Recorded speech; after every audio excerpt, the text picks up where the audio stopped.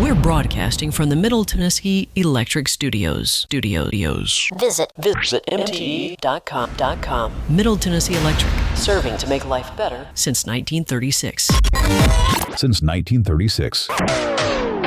This is a WGNS Action Line. Now, your host, Scott Walker. Today we have guests from Vanderbilt LifeFlight Helicopter. We have Greg Johnson and Frank Edwards with us. How are you this morning? Doing great. Doing good. Thanks for having us. So you guys flew here, I guess, this morning, landed in the parking lot. Yes, we did. That's pretty cool. Did you hear us come in? I heard you come on top of the building. That's right. That's right.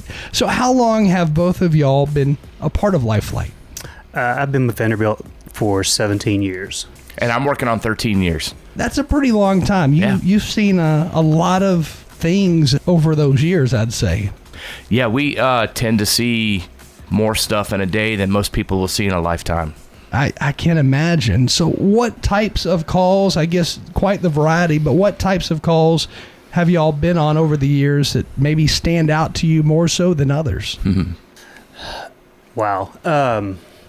It's the moments, I think, that we know we've been a part of making a difference in somebody's life. A few of those for me over the years. I don't know if there's one specifically. The bad stuff tends to stick in your mind more, but the good stuff is what I try to focus on. Same for me. And they do a celebration every year with some of the biggest, most significant calls in the region, and they do a celebration with all the first responders that are involved in a particular call and the patient and all that kind of stuff. But those are the kind of things. Greg and I were fortunate enough to participate in one of those, I don't know, 6 or 8 years ago, from a bad trauma call that was down in Winchester, down Franklin County, and that was really, really cool to be a part of something that was a positive outcome. I was going to say, we've had a lot of first responders on the air with us over the years, and one of the things that is not talked a whole lot about is what they see each and every day, and that's got to be the hardest part, I would say, of the job. But then you got the flip side of it, the positive outcomes. You may see the worst of the worst, but there are positive sides to a lot of stories out there. Those are the ones who may come back to you and say, hey, I don't know if you remember this, but 2 years ago, this happened, and you guys were there and brought me to Vanderbilt, and this is the end result. I made it. Do you get people like that who come in and say, you guys did help me, and I did make it? Yes, we do occasionally, and those are probably some of the most rewarding moments. There's a knock on the door. Sometimes you may have some advance notice that somebody's stopping by. Sometimes it's just a knock on the door, and they're looking for a crew member, and sometimes it just happens that crew member's you. But yeah, lots of pictures, lots of cards over the years. That is definitely one of the most rewarding things, is when that family comes back to talk to you. I think it's a full circle moment for the family as well. It offers some closure for them for that incident that occurred, and it's a great highlight for us to be involved into those families' lives. Now, are both of you pilots for LifeFlight? And if so, what route did you take to get there? I'm a critical care paramedic, so they would not want me touching the flight controls. And just my journey, I started in EMS. I was actually a medic here at Rutherford EMS for many years before I flew, and that's just EMT school, then paramedic school, then a boatload of experience before you start flying for me. I started on the ambulance as well, and then wanted to go to nursing school. So I'm a paramedic and a registered nurse, and just worked my way. And the cool thing, the average person that comes into Vanderbilt LifeFlight has 10 years of experience before we even hire them, which I think is really cool. Something of value, I think Greg and I, we go way back, probably 30 years. We worked on the ambulance together. Oh, cool. And in Williamson County, we were both medics over there as well. And we it's kind of neat to come back and be able to work here together as well. I bet. And for those listening, whenever you hear, hey, I work as a paramedic in such and such area, I do this, I do that, there's different levels of what different paramedics do from county to county. And I don't know if the general public realizes that, but some counties, they may do more medical type things than other counties may do. And I don't know how each county goes about deciding, what we're going to do in these situations. But you guys are a little different. LifeFlight's different from just the basic county level person who's in an ambulance as far as what y'all provide. Talk a little bit about what are some of those services that you do provide whenever you do get to, let's say, the scene of a wreck. We have a tremendous amount of training that we have to be involved in annually. We have to have a certain amount of airway intubations where we put an airway down to breathe for people, medication administration, skills labs where we practice on mannequins and cadavers and all that kind of stuff. And so at Vanderbilt LifeFlight, we like to say we bring Vanderbilt to the patient. And so we're trained at such a level that we're able to bring a little bit higher level of care than when they can provide on the ambulance. And we also provide blood administration and those sort of things that the typical ambulance is not going to be doing. So when you get to that scene, are you providing different medications when somebody's obviously in pain, in addition to making sure they're alive? Totally. Yeah, we've carry a myriad of medications that the average ambulance doesn't carry, and we can provide those medications, provide pain relief. We can put people down that need to be more comfortable and needed to have an airway on them, so we can do those kind of things.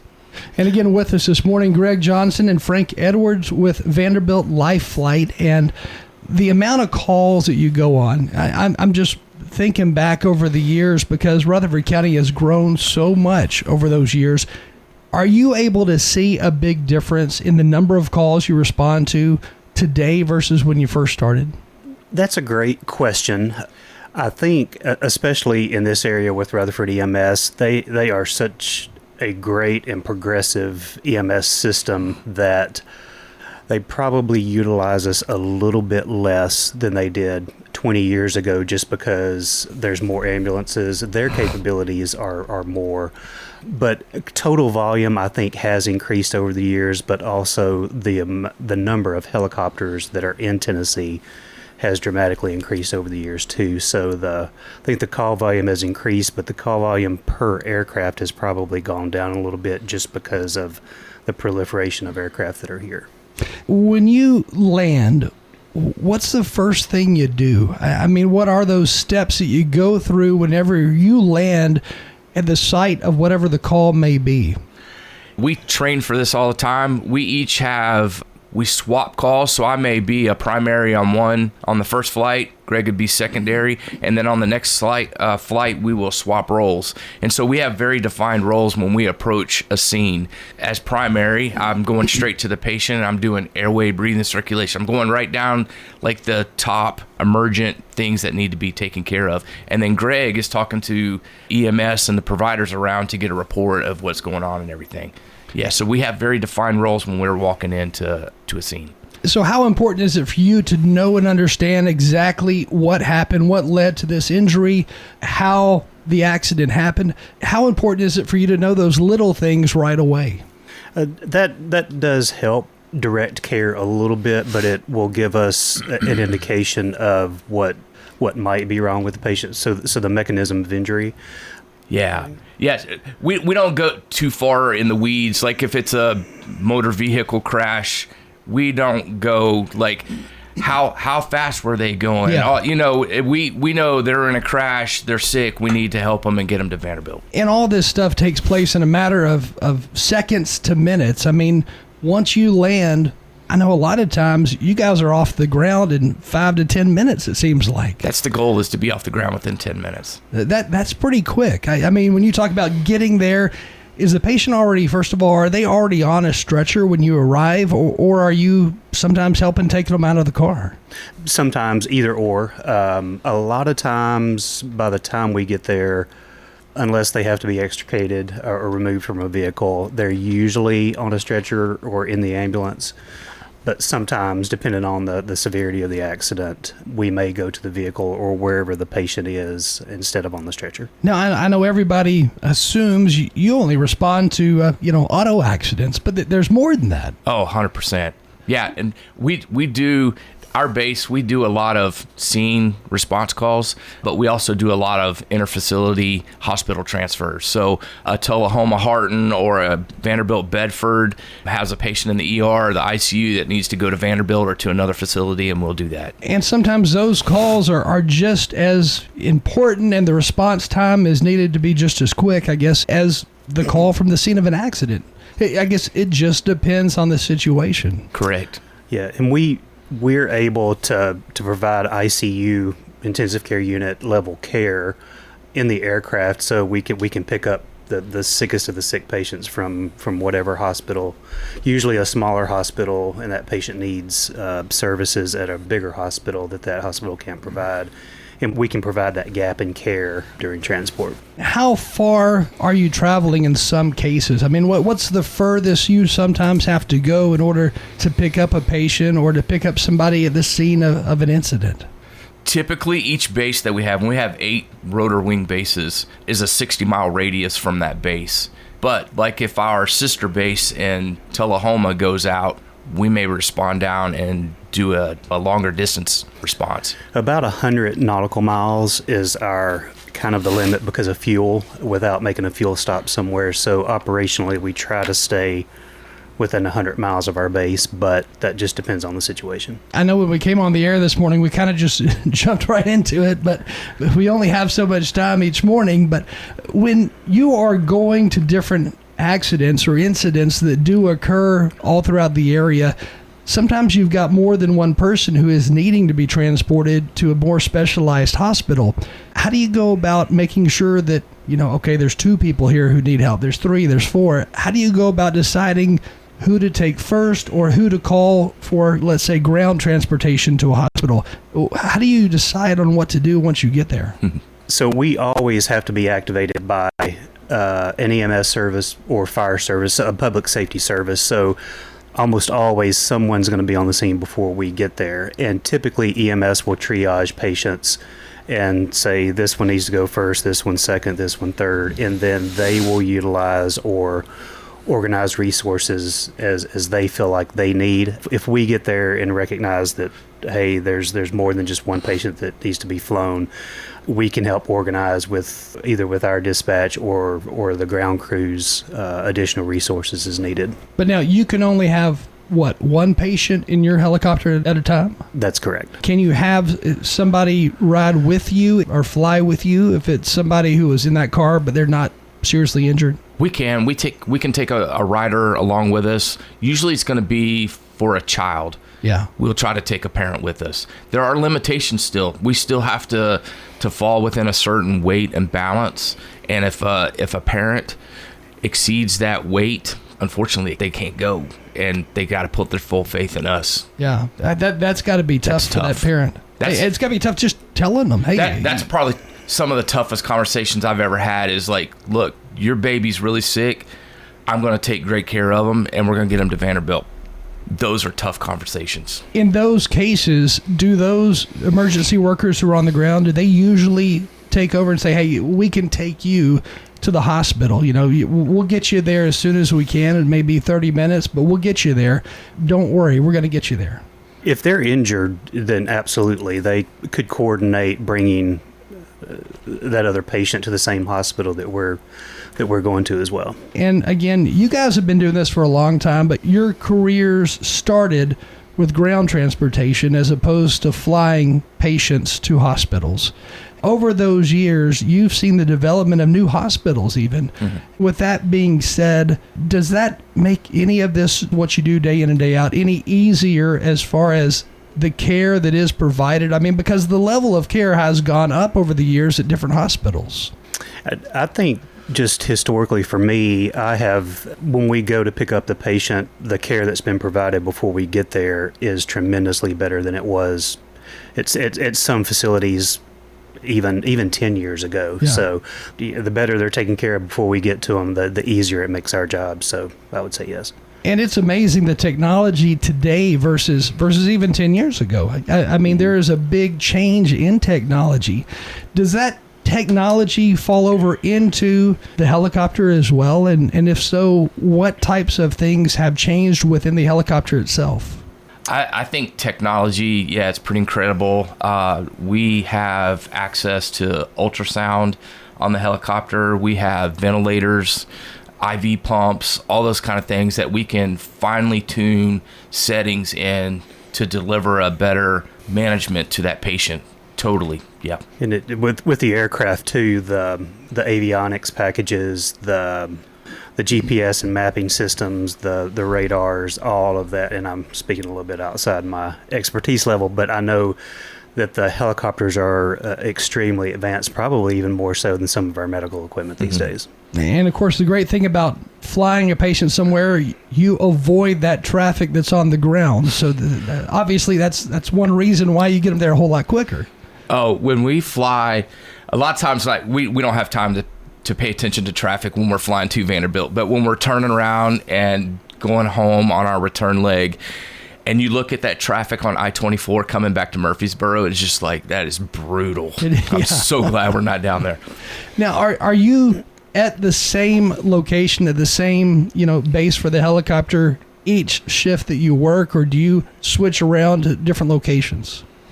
Well, we are all each helicopter base, and we have an airplane too. We have assigned crew members to that base, and for scheduling, they try to schedule us at our assigned base as much as possible. Now, we do float to other bases depending on schedule needs, but 90% or more of the time we're at our assigned base. I guess holidays and stuff like that, you guys have to sometimes work extra shifts for some, and people work for you, or not usually a lot of extra shifts, but there's, like on holidays, there's a higher likelihood you're going to get moved to a different base. But yeah, we usually we get 90%, like Greg said, at our base. But we're 24/7, 365. So somebody's working every day, and we have a system where if you work this group of holidays this year, then you'll go to kind of the bottom of the list for the following year. So no one is stuck working all the holidays every year. Working a job like this, there's no room for staying up too late the night before then going into your shift. How do you go about living just daily life? Because if I was a mechanic down the street, I could stay up till 3 a.m. if I wanted to, and I would do just fine the next day. But you can't be tired the next day for your shift, whenever that shift starts. Yeah, speaking for me, I've done this long enough that for over 30 years I've been in some kind of weird EMS schedule, and have learned that you got to get your rest your night before, or you're not your sharpest, you're not your freshest.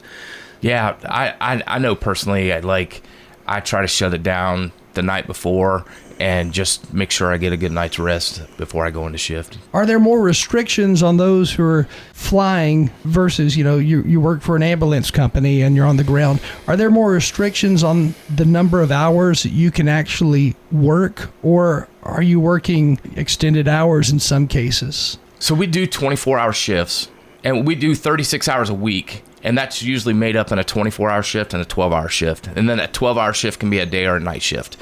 We're limited by Vanderbilt to work only 60 hours a week. We can't exceed that 60 hours. Now, typical EMS, we could work 48 hours, 2 back-to-back shifts, and just go with it. Wow. That's completely allowed. But traditional EMS in the county settings, they've changed their scheduling a lot. They've really made a lot of improvements to help the medics and the EMTs that are working on the ambulances. One of the other scheduling, we have to have 10 hours off between clinical shifts. So if I worked a 24-hour shift yesterday, then I've got to be off 10 hours before I can start another clinical shift. It seems to be quite different from county to county, from city to city, and you may have some crews at 48 hours on and then 4 days off. Yeah. Mm-hmm. But it does seem to vary quite a bit, I guess, just depending on the department.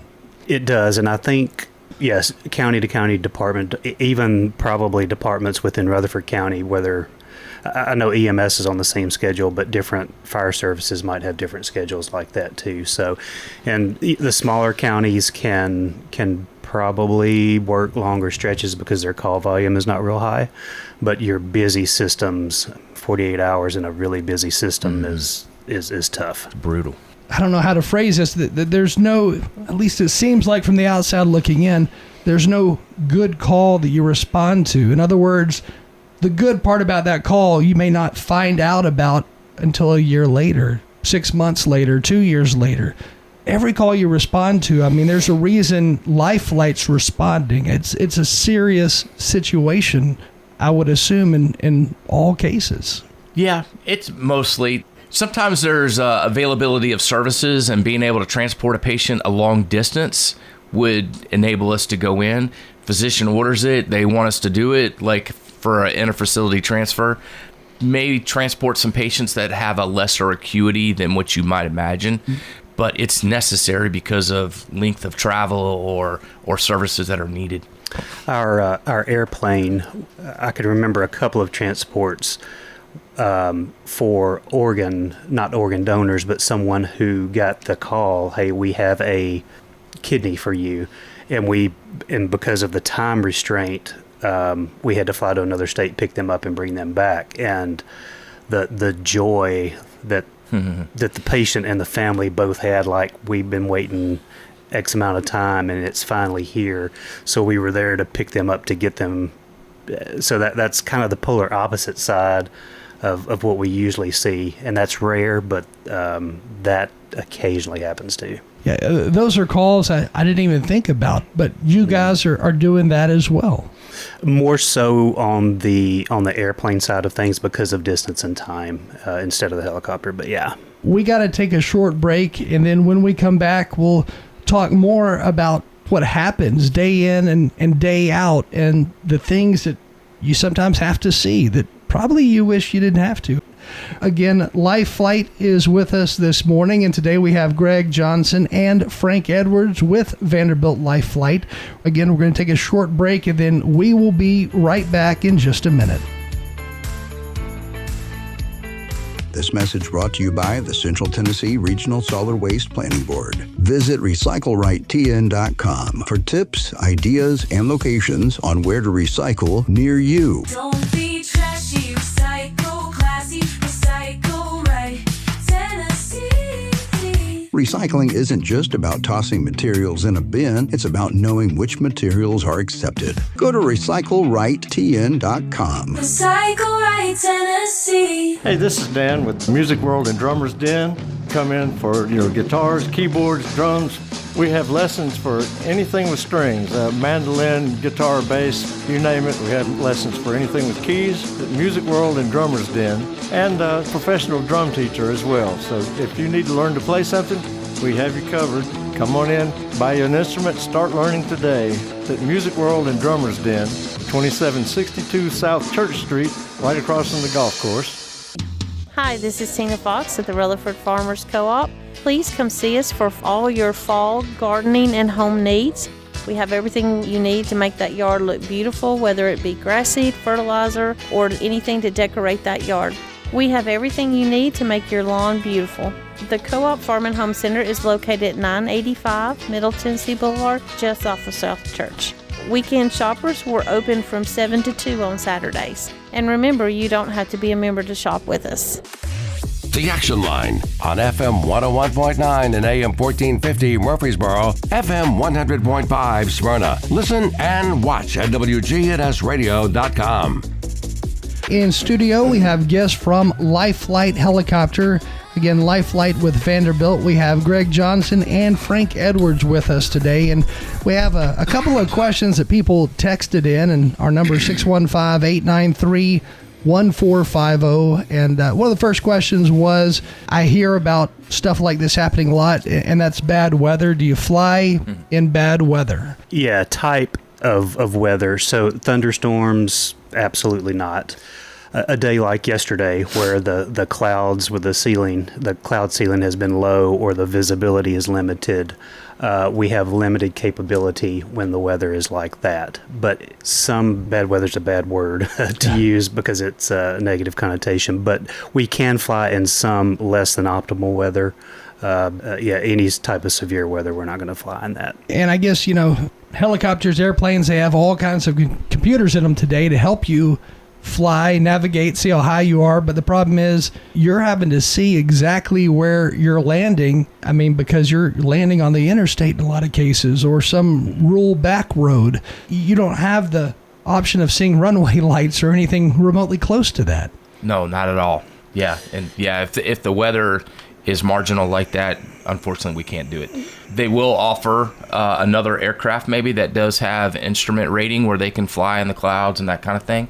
But and there are some occasions where we will respond in a ground vehicle, call it a rapid response vehicle, and we can rendezvous with EMS or rendezvous at a hospital. You mentioned things like transporting organs, from one hospital to another. In those situations, are airplanes always used? Is it the LifeFlight airplane, or are helicopters sometimes used for that too? I don't know from our service that a helicopter has been used for that. I know our plane has occasionally. That's not a common thing, but and it's the patient that's usually coming back to Nashville for that transplant, and not necessarily the organs themselves. And then I know you were talking about the most rewarding part of doing what you do is later finding out, this person made it, and this person, they're doing well. Maybe their family stops by, they stop by. But those types of stories, is that what kind of refuels you? Is that what kind of recharges you in a way that you don't have that recharge on a regular type of a job working at Walmart? I think there's some level of that with the job because it is a job, right? Like we get in the mindset where we're just doing a job. But yeah, that definitely refuels you. We do something unique here within Vanderbilt LifeFlight. We do follow-up on every patient flight that we've made. So 4 days after a patient was flown, whatever crew's on duty that day, we'll dive into the patient's chart, whether at Vanderbilt, and look to see and be able to provide some follow-up to the crew that transported them and to the people that requested us to fly them. It's pretty cool you're able to do that because, I don't know, something about knowing the outcome of you handled a piece of this puzzle. You were part of this. So knowing the outcome or knowing what direction that patient is headed as far as their care and what happened next, that would be important to me. I mean, even if, you're told, well, we don't know, we can't give you this answer yet, it would be an important piece of the puzzle to me. And we typically, that's part of our process if we pick up from a crew, we transport to the hospital, we'll get the crew's number before we leave, and when we get back, we can immediately call and give them feedback and say, this is what happened while we were with the patient. After we get back, we can look them up in our system if they're at a Vanderbilt facility and see what's been done since we left. So I think that's good loop closure for the ground crews as well that we're able to provide. Communication is pretty much everything, I guess, when it comes to the world of medical and emergency situations. So when you land at whatever hospital it is, assuming Vanderbilt more likely than usual, I guess, but when you land, what information are you telling doctors or nurses that first couple of minutes that you're there? It's very regimented. When we take a trauma patient to Vanderbilt, they have a whole team up there. We give them a 10-minute heads up, like give them an alert, like this is a trauma alert, we're bringing the patient in. And even in the trauma bay, it's very orchestrated in what each person's role is assigned and what they're doing and all that kind of stuff. And then we provide the information of what happened to the patient, what we've done for the patient, and then they take it from there. Are there ever any situations where once you're at the hospital, after you land, after the patient is, taken by those who work at the hospital to whatever room they're going to, be it surgery or whatnot, are there situations where you will then talk to the family that may be arrived by a car who were in the area and they're coming to see that loved one right after that wreck happened? We always try to get a phone number for a family member before we leave and try to call them as much as possible to let them know what's going on and where their loved one is. Because I guess sometimes they may have no clue what may have just happened. Yeah, and sometimes they will, depending on since the time of the accident, word gets out and that family member has already arrived at the hospital before we get there. And we will always check the waiting room to see if anyone is there related to the patient, if we know that information, and just give them a brief update of how things are. And that, I think that relieves tension and anxiety a little bit for the family. The human body is amazing in itself, but there's limitations for everything. Are there sometimes situations where somebody, well, it seemed like they were doing good on the helicopter, and an hour later you find out they passed away? I mean, are those situations things that you have to deal with? Unfortunately. Yeah, and those stick with you, especially if you think, yes, things have turned a corner, we're doing good here, everything's better, and then it's a surgical something that was unrepairable. So yeah. Or I guess somebody, they could have a heart attack after they get to the hospital because of all the trauma their body's going through. I mean, I guess there's no telling what could happen. It happens in front of us even. Like, we're doing everything we can and the patient deteriorates right in front of you. And those are those, like Greg said, that stick with you because you're doing everything in the world that you can to save this person. Sometimes it's out of our hands. I mean, they're going through a lot, I would imagine, no matter what, because you're being called to a potentially fatal incident.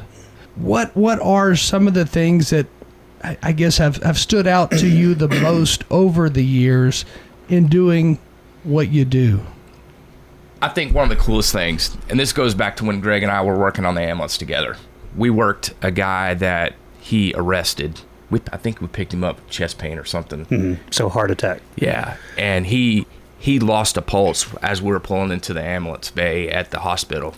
And we started CPR and doing all the stuff. And we worked this guy with the ER staff for, 45 minutes, something like that. And they were about to call him deceased. And the doctor said, is there anything else anybody else wants to do? I just can we just give one more medication, one time, give it a try? And we got a pulse back.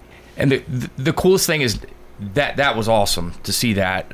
But they invited us to a celebration of life. The gentleman made a full recovery. Wow. And he and his family each gave me and Greg a Bible that was super meaningful, had a message written in it, and it's those kind of things that stick out in your mind the most. That was one of those knock on the doors. The lady at the door, hey, she asked for me or Frank, and I said, well, hey, you found me. And she said, well, my dad wants to meet you. And it was this gentleman. Now, this was probably 5 or 6 months down the road, but that's the Bible I carry to church to this day. So, again, with us from LifeFlight this morning, we have Greg Johnson and Frank Edwards. Are there days where you say to yourself, I don't know if I can do this anymore. I don't know if I can take another week of this, because of the things that you experience? Yeah, we talk about our cups getting full, and early in our careers, you got a really big cup with very, very little in it, or a backpack, whatever you want to call it. But yes, I think all of our cups start to fill over time, and I think some people get to the point in their careers where I'm probably one or two really bad calls away from I'm gonna choose to do something else, but not quite there yet. I feel the same way, and I think over time, as long as Greg and I have been in this industry, you learn with healthy coping mechanisms. There's a lot of unhealthy coping mechanisms out there, and over time we've tried to make as many healthy choices as we can to help us get through that time. You learn how to deal with that mental trauma that you're dealing with, and to speak with people and to get it out. And yeah, that's just something that comes with the maturity of being in this industry for so long. And Vanderbilt is incredibly supportive. We at LifeFlight, we have a very robust peer support system, and we learn how to take care of ourselves and each other. But Vanderbilt has been instrumental in helping us develop that and provide that for each other.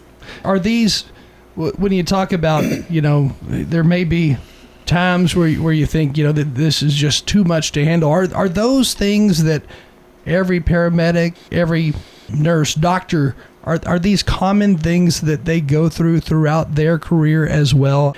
At least from the conversations you have with others who are in that industry. 100%. Yeah, I would agree. And I think on the public safety side, I'd heard a statistic once that there's a great percentage of people that get into the EMS field that get out within the first 2 to 5 years, because it's just too much. And then you've got the other folks like us that are lifers. So. And then you're taking that home. Whatever you see, you're taking that home with you each day, each night. Yeah. Again, the importance of having a good support system, a good self-care plan, and then somebody that can advocate for you, that can recognize when something is off, or you're in a worse spot than what you realize. And for those who have done jobs like this, the last 10, 20, 30 years, they've got to have a good support system in the house at home too. I mean, their spouse has to be behind them 100%, because I don't see how it could work if that was not the case. A lot of times it doesn't. Yeah. But yes, you're correct. And if you have a spouse that's non-medical, that's not in the same field, it can affect them in much different ways than it affects us too. So they just won't understand it, I guess, in a lot of cases. My spouse, she's non-medical. She doesn't understand a lot of what I go through, but she knows when I'm needing a break, and she gives me that and allows me to go unplug, take a nap, leave the house, do whatever, and she fully supports me. And I know she's always got my back, even though she doesn't fully understand what's going on. I know we're already out of time, but again, with us today from LifeFlight, Greg Johnson and Frank Edwards. If anybody listening, if a family member listening maybe has a story about something that their loved one went through, LifeFlight came and saved the day, so to speak, would you encourage them? I mean, are you okay with them calling the main LifeFlight number and saying, hey, I just want to say thanks to so-and-so, reach out to them and say I appreciate it, even though, and I'm sure that may be a hard call for family members to make at times. Yeah, absolutely. And any of our social media platforms, they can also reach out that way as well. Definitely a good thing to do, because it sounds like that really, it helps. Absolutely. Thank you both for joining us this morning. Thanks for having us. Thank you. Again, we've been talking about LifeFlight with Greg Johnson and Frank Edwards. Stay with us. We do have local news coming your way next. The Action Line on FM 101.9 and AM 1450 Murfreesboro, FM 100.5 Smyrna. Listen and watch at WGNSradio.com. No middlemen, no mystery, just fresh picked produce, straight from the Tennessee dirt to your dinner table. Rutherford County Farmers Market, where our family feeds your family. Rutherford County Farmers Market. There's something fresh every week. Tuesdays and Fridays, 7 to 1 on John R. Rice Boulevard.